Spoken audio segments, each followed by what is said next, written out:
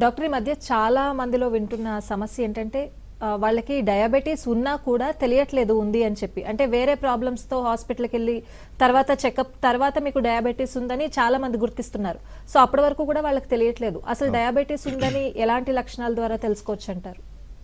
మీరు అన్నది కరెక్ట్. ఎందుకంటే చాలా మంది మా దగ్గరికి వచ్చేటప్పుడు కూడా జనరల్ చెకప్లో షుగర్ బయటపడిందండి, లేకపోతే నాకు కొంచెం ఫీవర్ వచ్చింది, ఫీవర్ టైంలో జనరల్ చెకప్ చేస్తే షుగర్ బయటపడింది అని చెప్తూ ఉంటారు. అంటే బాడీ యొక్క రెసిస్టెన్స్ మీద ఇది ఆధారపడి ఉంటుందండి. కొంతమందికి సిమ్టమ్స్ బయటికి కనిపిస్తాయి, కొంతమంది కనిపించవు. బట్ కొంతమందికి కొన్ని నామినల్గా కనిపించే సిమ్టమ్స్ ఉంటాయి, బట్ వాటిని మనం గుర్తించాము ఒక్కోసారి. కానీ అతి ముఖ్యంగా కనిపించే సిమ్టమ్స్ ఏంటి, మనకి డయాబెటీస్ టైప్ 1 కావచ్చు, టైప్ 2 కావచ్చు, ఏదైనా కూడా. సో వాటిలో ముఖ్యంగా కనిపించే ఏంటంటే అతి మూత్రము, పాలీయూరియా, అతి దాహము, పాలిడిప్సియా, అలాగే ఆకలి అధికంగా ఉండడం, పాలీఫేజియా. ఈవెన్ ఆకలి అధికంగా ఉండి మనం డైట్ తీసుకుంటున్నా కూడా బాడీ అనేది వీక్ అవుతూ ఉంటుంది. అంటే వెయిట్ లాస్ గురవుతుంది. మజిల్ అనేది గ్రోత్ ఉండదు, మజిల్ అంతా ష్రింక్ అయిపోతూ ఉంటుంది.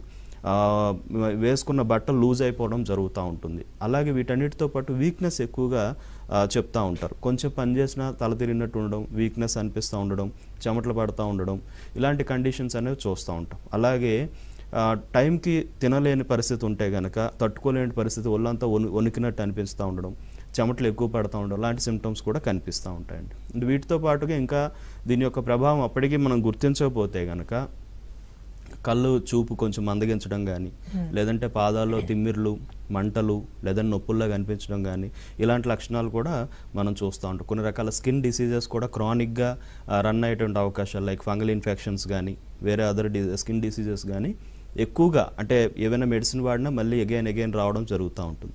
ఇలాంటి సిమ్టమ్స్ మనకు చాలా వరకు డయాబెటీస్ యొక్క స్టార్టింగ్లో మనకు కొన్ని కనిపిస్తూ ఉంటాయి, అలా కంటిన్యూ అవుతున్న కొద్దీ కనిపిస్తూ ఉంటాయండి. సో వాటిని అప్పుడే మనం గుర్తించగలిగితే ఇమీడియట్గా చెక్ చేయాలి.